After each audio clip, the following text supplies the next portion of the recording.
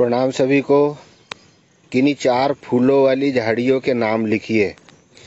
तो इसमें है नंबर 1 लेंटाना, नंबर 2 कामिनी, नंबर 3 बेला और नंबर 4 रुक्मिन। लेंटाना, कामिनी, बेला और रुक्मिन क्या है? ये फूलों वाली झाड़ियाँ है ना। इसकी झाड़ी की तरह पौधे होते हैं और उसमें फूल लगते हैं। फिर सड़क किनारे लगाए जाने वाले 4 वृक्षों के नाम एवं वानस्पतिक नाम है ना। नगर पालिका में भी एग्रीकल्चर की एक पोस्ट होती है और उसी से सलाह लेकर के सड़कों के किनारे पौधे लगाए जाते हैं है ना।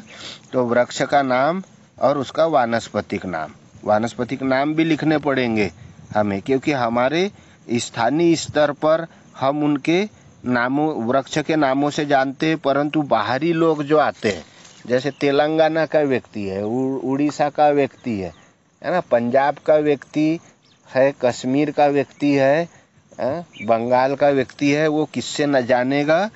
उनके यहाँ भी इनके अपने लोकल नाम होंगे, परंतु वानस्पतिक नाम ऐसा नाम होता है कि उससे सारी दुनिया उस पौधे को जानती है। तो शीशम डेलबर्जिया शीर्षु इसका वानस्पतिक नाम है, डेलबर्जिया शीर्षु। फिर जामुन यूजीनिया साइजिम कहते हैं। तीसरा है नीम एजार्डी रेक्टा इंडिका। पीपल फाइकस सेलिजियोसा। फिर वृक्ष का नाम लोबेलियास, तो इसका वानस्पतिक नाम लोबियास एरिनस। अंग्रेजी जो वृक्ष होंगे उनका वानस्पतिक नाम के ही आधार पर नाम आता है, परंतु हमारे भारतीय जो वृक्ष है उनका भारतीय हिंदी भाषा पर नाम आता है। तो लोबियास का वानस्पतिक नाम है लोबिया एरिनस। वार्षिक फ्लास्क इसका है फ्लास्क ड्यूमोट्स। टोरेनिया स्प्रे कहा जाता है इसको। अब चलते हैं अगले प्रश्न। अन्य विदेशी यहाँ लिखेंगे हम वृक्ष। अन्य विदेशी वृक्ष जिसमें नंबर 1 आता है इरिसाइन, नंबर 2 इड्यूफेटोरियम, नंबर 3 जस्टिसिया गेंड्राइसी और चौथा आता है कोलियस। चलो, बाहरी रक्षक या कांटेदार झाड़ियाँ कौन सी होती है? बाहरी रक्षक झाड़ियाँ या कांटेदार झाड़ियाँ, जिसमें नंबर 1 रक्षा पत्ता, नंबर 2 बोगेनविलिया और नंबर 3 नागफनी, नंबर 4 विलायती आक। अब प्रश्न चलते अगला। शोभाकारी उद्यान की योजना बनाते समय किन किन बातों का ध्यान रखना चाहिए? शोभाकारी उद्यान की योजना बनाते समय किन किन बातों का ध्यान रखना चाहिए? तो शोभाकारी उद्यान की योजना बनाते समय हमें निम्न बातों का ध्यान रखना चाहिए। कौन सी? पहली बात है उद्यान की देखरेख की पूर्ण व्यवस्था होनी चाहिए। उद्यान की देखरेख की पूर्ण व्यवस्था। नंबर 2 वृक्ष व झाड़ियों को आकर्षक ढंग से लगाना चाहिए। फिर तीसरा वृक्ष एवं झाड़ियों को इस प्रकार से लगाना चाहिए जिससे उन्हें तथा लान को प्रकाश, हवा आदि सुचारू रूप से मिल सके। झाड़ियों को और वृक्षों को इस प्रकार से लगाएंगे कि प्रकाश और हवा पर्याप्त मिले। फिर एक शोभाकारी उद्यान के अंदर खेल का मैदान, क्लब तथा स्त्रियों के लिए विशेष स्थान होना चाहिए। यहाँ ज़्यादा देर तक रुके, ऑक्सीजन ले शुद्ध और उद्यान का आनंद ले, इसके लिए खेल मैदान, क्लब तथा महिलाओं के लिए स्थान अनिवार्य है। 5वां है उद्यान में ऐसे पौधों का चयन करना चाहिए जो वर्ष भर फलते फूलते रहे। भूस्थान अधिक व खुला हो जिससे प्रकाश आदि सुचारू रूप से आ सके। फिर उद्यान के बीच में फव्वारे, रोकरी व तालाब बना हो। इस प्रकार से देख रहे हैं हम डिजाइन वाले उद्यान, है ना। गली भी है, सड़कें भी है, वृक्षावली लगी वाली है। अगला प्रश्न, सूखे कटे फूलों के लिए पौधों के नाम लिखिए।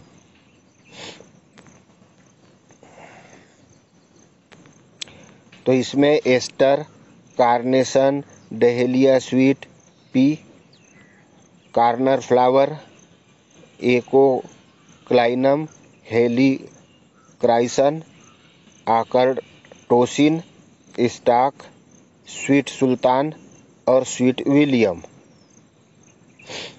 अगला प्रश्न है, गर्मी एवं बरसात में उगाए जाने वाले पौधों के नाम लिखिए। तो गर्मी और बरसात में उगने वाले जो पौधे हैं उनके नामों पर आते हैं। तो amaranthus, balsam, celosia glory, cockscomb, कास्मस,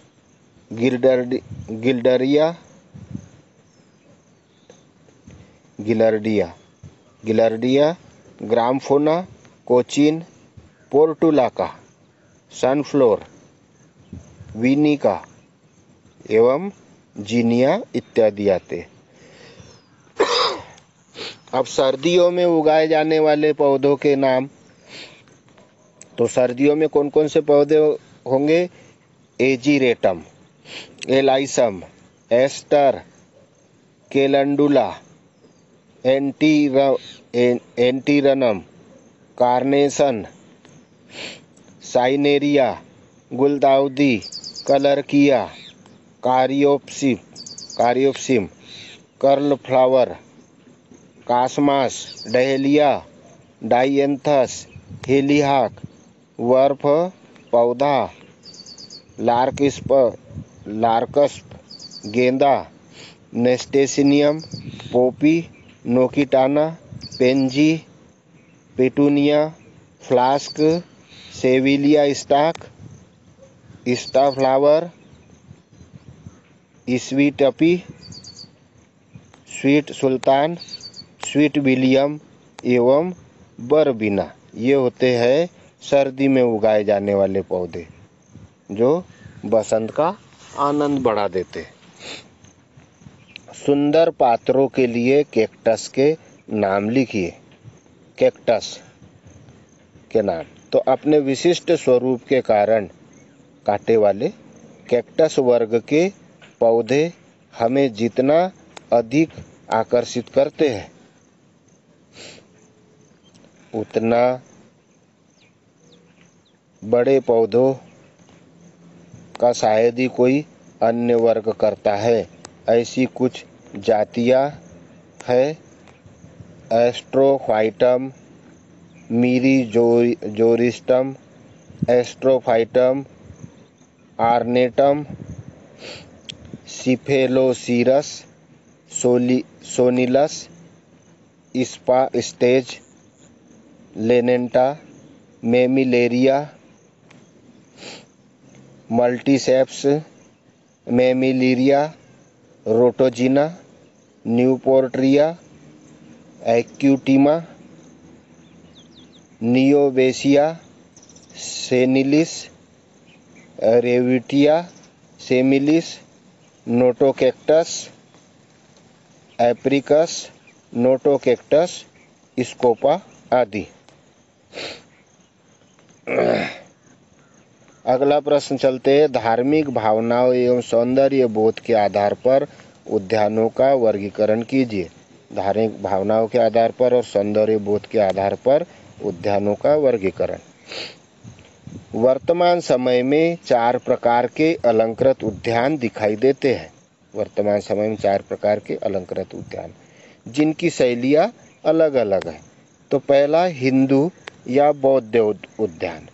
Hindu ऐसे उद्यान पसंद करेगा जहाँ हिंदू धर्म के पौधे लगे हुए हो, हिंदू रीति रिवाज से हो, हिंदू आधारित हो, जैसे हिंदुओं के घर होते हैं उसी प्रकार स्थान हो कि हॉल होना चाहिए, बेडरूम होना चाहिए, किचन होना चाहिए, लेट बाथ कहाँ पर होना चाहिए, और भोजन करने का कक्ष कहाँ होना चाहिए, पूजा स्थान कहाँ पर होना चाहिए। उद्यान भी उसी प्रकार पसंद करते हैं हिंदू और बौद्ध उद्यान। तो ऐसे उदाहरण कहाँ मिलेंगे हमें? ऐसा अगर उद्यान देखना है तो देखिए डिंग उद्यान भरतपुर, डिंग उद्यान और भरतपुर उद्यान। फिर दूसरा ईरानी और मुगल उद्यान। अगर मुस्लिम संप्रदाय द्वारा बसाए हुए जो उद्यान देखना है तो इसके लिए पिंजौर और निशांत बाग श्रीनगर देखिए, पिंजौर गार्डन और निशांत बाग। फिर तीसरा जापानी उद्यान, जापान शैली का उद्यान अगर देखना है तो वानस्पतिक उद्यान को देखिए, दिल्ली का। फिर पब्लिक गार्डन हैदराबाद और मैत्री बाग भिलाई मध्य प्रदेश। फिर इंग्लैंड शैली के उद्यान, अंग्रेज किस प्रकार से उद्यान पसंद करते तो इसमें राष्ट्रीय वानस्पतिक उद्यान लखनऊ देखिए, लखनऊ में अंग्रेजी शैली का उद्यान विकसित किया गया है। तथा देखिए उद्यान का अद्भुत दृश्य। तथा राष्ट्रीय वानस्पतिक उद्यान कोलकाता अंग्रेजी शैली का देखिए। फिर वर्तमान समय में चारों तरह के उद्यानों में जापानी उद्यान पूर्ण विकसित माना जाता है। जापानी उद्यान में सब चीज़ें मिलेगी आपको, क्योंकि ये वानस्पतिक उद्यान होते हैं। वनस्पति शास्त्र के भैया बहनों के अध्ययन के लिए सबसे ज़्यादा लाभदायक होते हैं।